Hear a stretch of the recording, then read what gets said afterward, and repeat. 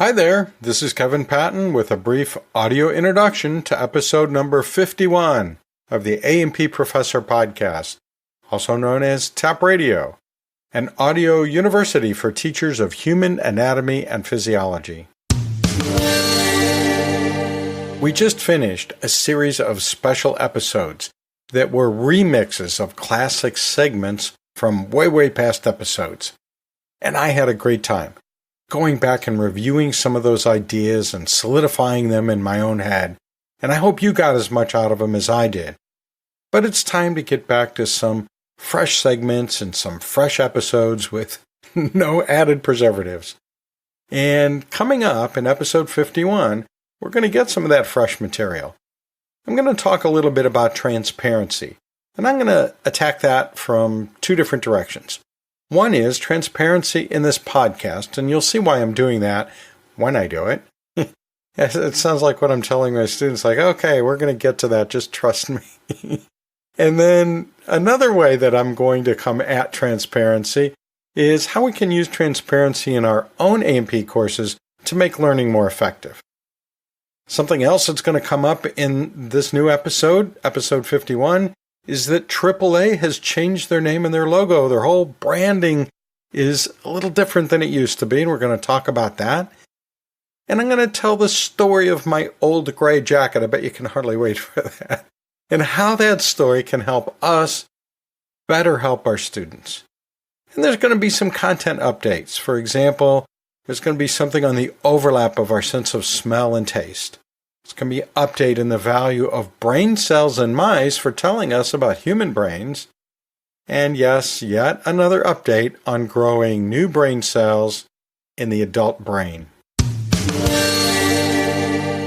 The free distribution of this preview episode is sponsored by the Master of Science in Human Anatomy and Physiology instruction, the Happy Degree. I teach in this program, so I know the incredible value it is for A&P teachers. Looking to power up your game in teaching A&P? When's the last time you had a thorough review of all the core concepts of both anatomy and physiology? Or comprehensive training in contemporary teaching practice? Check out this online graduate program at nycc.edu/happy. That's HAPI. Or click the link in the show notes or episode page. Hey, there's a new cohort forming right now, so best get on this soon. Yes, it's time once again for some word dissections. I really missed doing these. And yes, we have 4 terms this time, and these are all going to be terms that are going to appear in the full episode. And the very first one is transparency. And transparency is, yes, an ordinary English word, but it gives us a good opportunity to practice the breaking down terms like we always do with our students to get them used to the idea that many of the terms that they're going to be learning in human anatomy and physiology are really made up of commonly used smaller parts that if they start to pay attention to that, they're going to start to be able to just translate them automatically in their head when they run across new terms. So here's one of them. Transparency starts with trans, which is a commonly used word part that means across. The next word part is parents or paren, which comes from parent, and parent is a stem of the verb parare, the Latin verb parare, which means to appear. So parent means appear. And then the cy ending is what we use to form an abstract noun. So it's a noun ending when we're applying it to a noun that ends in nt, like parent. So parent becomes parency. And it's an abstract noun, meaning it's the idea of appearing or the condition of appearing. And so transparency is the idea of seeing across something or seeing right through it. So that's transparency. Makes sense, right? Our next term is olfaction. And this is an easy one because, well, olfact, the first part of the word, means smell. And olfaction is a term that I think a lot of us assume that students already know before they get to us. But remember that not all students have the same education and experience that we might have had before we got into an A&P course or a beginning biology course. So they may not know it, and of course there are a lot of students whose first language isn't English, so they're going to be even less likely to have that word. So olfaction is one of those surprisingly surprising terms in that a lot of our students don't know it. So we can reveal the mystery by telling them it just means smell, and the ION ending, of course, means process. So olfaction is the process of smelling. A similar term, at least in its construction, is gustation. Gustation comes from gusta or gusta, which means taste. And then the shun ending means a process. So it's the process of tasting. So gustation, olfaction, they're both chemical senses. So they're related in their meaning as well. The fourth and last term is one that has lots of syllables. So that's why I saved it for last, because that's the most fun. And that is Subventricular Zone. The acronym is SVZ, Subventricular Zone. It's a part of the brain that we're going to be talking about in the full episode. If we break it down, it's fairly easy. We've seen these word parts before. Sub means under. Venter comes from a Latin word venter, which means belly. So it's belly in the sense of the belly of an organ, especially in the sense that the belly is kind of hollow. And so it's a hollow belly of an organ.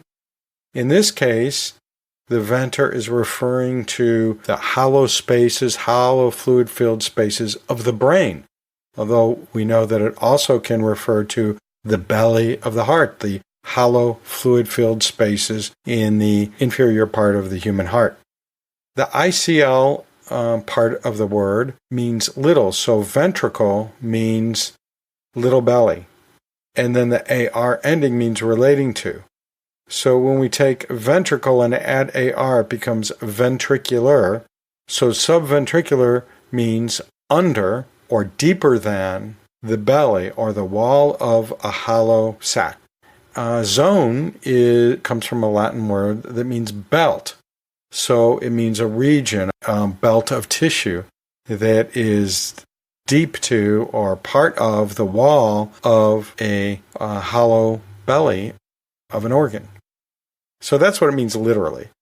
But what it means in human anatomy is a region that during embryonic development is made up of 4 layers of tissue that line the developing brain ventricles. Now, by the time we get to be adults, we find what's left of the SVZ in the lateral walls of the lateral ventricles. So they do, at least part of them does remain behind. And the SVC in the adult brain is thought to be one of several places where we continue to produce new neurons in the adult brain. But we're going to talk more about that in the full episode. This podcast is sponsored by HAPS, the Human Anatomy and Physiology Society, promoting excellence in the teaching of human anatomy and physiology for over 30 years. Go visit HAPS at theapprofessor.org/HAPS. How about another recommendation from the A&P Professor Book Club? This time it's a guest recommendation from my friend Margaret Reece, who wrote in. Here's what she said. I just listened to episode 47 of your podcast, and I could not agree more with you that teaching is creative storytelling. I would like to recommend a book for your reading list for A&P teachers that creatively tells an important story about the human body. The book is Trail Guide to Movement, Building the Body in Motion by Andrew Beal. It's published by Books of Discovery in Boulder, Colorado. Now, to be transparent, I have the book because the marketing group for the publisher approached me to write articles for a website that they have in development to promote another of their textbooks. Books of Discovery textbooks are targeted to students in training as therapists, but I think this particular text would be an asset for anyone teaching introductory A&P. Trail Guide to Movement describes how to build a human body from scratch in a way that it can stand and reposition itself. During the author's body building process, students come away with an understanding of several concepts that they find difficult, or worse, boring.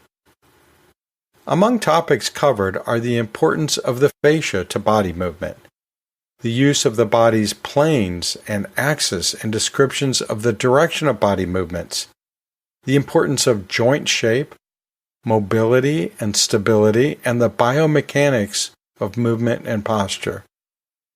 The illustrations in this book by Robin Dorn of the body's construction crew in action create an interesting story of the components necessary for human beings to do all of the things that they do. Now, she sent along a link, which I'll be passing along and putting in the show notes and the episode page, as well as the A&P Professor Book Club page at theapprofessor.org/book club. Well, thanks, Margaret, for sending in your book recommendation. Now, Margaret's going to be getting a $25 Amazon gift certificate, and her name is now one of 5 that will be in the drawing for an Amazon Kindle Fire HD10 tablet.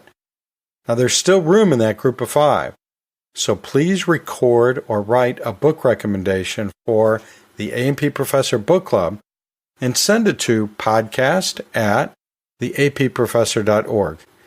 It's really easy. And there's probably a voice recorder right there on your smartphone. So go ahead, do it now. Send it in and get a free Kindle maybe. A searchable transcript and a captioned audiogram of this preview episode are funded by AAA, the American Association for Anatomy at anatomy.org. Well, this is Kevin Patton signing off for now, and reminding you to keep your questions and comments coming, and book reviews too. Why not call the podcast hotline right now at 1-833-LION-DEN. That's 1-833-546-6336. Or visit us at theapprofessor.org. I'll see you down the road.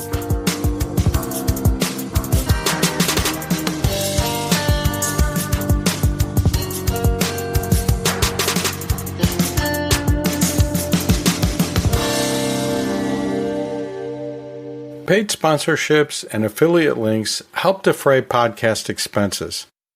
I sometimes receive compensation for teaching courses, consulting, speaking, training lions and tigers, writing educational content, and other activities mentioned in this podcast.